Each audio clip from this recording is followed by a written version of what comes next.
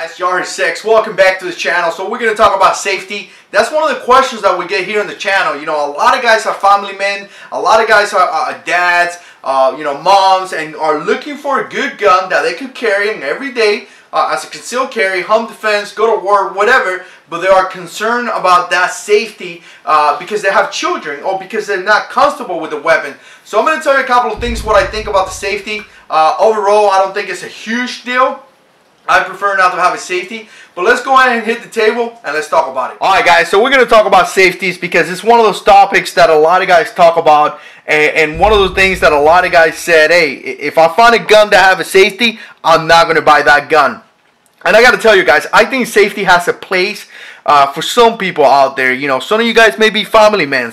Some of you guys may have, you know, children. Some of you guys may want to have that extra security that if you kid grab this gun, you know that it has a safety. So I totally understand that, guys. I definitely get it. But I wanted to talk about a couple of things that, you know, related to safety, and definitely want to get some of you guys input and put it down in the comments, because this safety, I don't think it's a showstopper.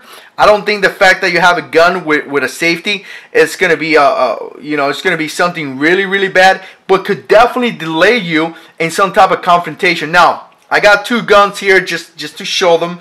Glock 19 is one of the most favorite Glocks out there, guys. Everybody knows that. Pretty much everyone loves Glocks.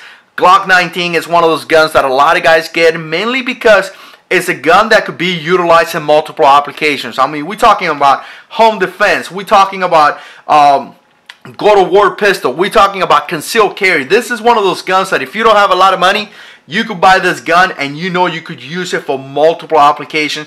Now, one of the things that sucks is in sights.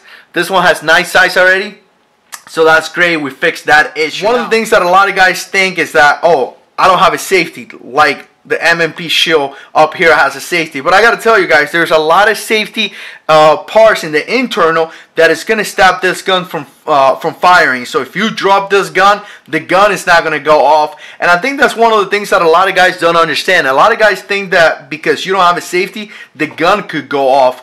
And we need to understand that the only way that this gun is going to go off is if we actually squish the trigger. If you don't do that, guys, this gun is not going to go off. So, like I said, you have to squish that trigger in order for that gun to go off. A lot of guys think that if the gun fall, hit the floor or something, the gun is going to go off. And I got to tell you guys, that's just not true. Alright guys, so with that being said, here's the M&P shield. And like I said, some guys may want that safety. Some guys may not want the safety. Mainly because some guys, either one, they're not really comfortable with the firearm, so they want to have an extra round, an extra step, or an extra, you know, thing that is going to protect them. But some people may have kids as well, and they want to have that safety because they think they're going to protect the children by having that safety. Now, some other guys hate safeties, and some guys just think it's going to be in the way. One more step. I'm definitely one of those guys. I don't like safeties at all. I prefer to have my gun without a safety, but again, I can understand why some of you guys may want to have a safety. Now, the biggest thing with the safety, guys, I got to tell you, I don't think it's a showstopper at all. I think if you find a gun out there that you enjoy, that you know how to shoot, that feels good in your hands, like this M&P shield, guys, this is an amazing gun. Now, they do offer this gun without safeties now, but when I actually bought it, the only way you could get it was with the safety. But now, I think the biggest thing is going to be if you find a gun that you actually enjoy, you actually like to shoot, you actually accurate with this gun, and it fits your body, it fits you, a gun that you enjoy, I think you could work around the safety. Now, you just got to keep in mind that it's going to be one more step. So if you face a criminal, you're going to have to draw, you're going to have to disengage the safety, and then you're going to have to engage. Now, this safety on the M&P shield, guys, I got to tell you, it's way in there. Like, it's not in the way at all. Like, it feels pretty good. Now, you could definitely disengage and engage it, but I don't think, if you have an M&P shield with a safety and I think you leave it on fire, I don't think it's going to go back on safe very, very easy. So I think this is actually very good safety, but there are some pistols out there that the safety is sticking out and it's pretty out there, and it could be easily, you know, you could easily put it on fire, you could easily put it on safe without even paying attention.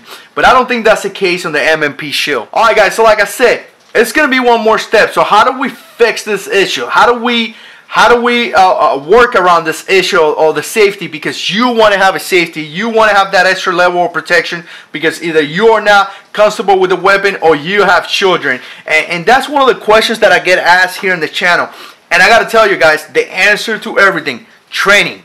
You have to do a lot of training. I mean, repetition.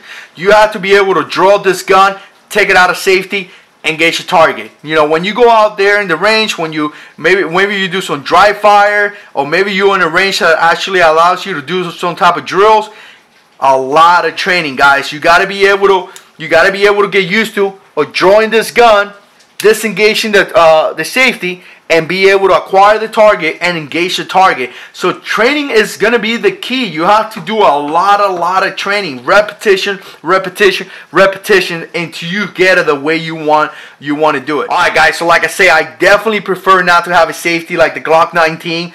Definitely I bought this gun with a safety, so I didn't thought it was a big deal. I thought it was something that I could work around that, and I definitely believe that. The military carries a Beretta. The Beretta has a safety, and it's something that the military have worked around that. So I think you could do it. I think the safety is not going to be a showstopper. I just think that there need to be a lot of training in order to create that muscle memory. Alright guys, if you guys like videos like this, make sure you click like.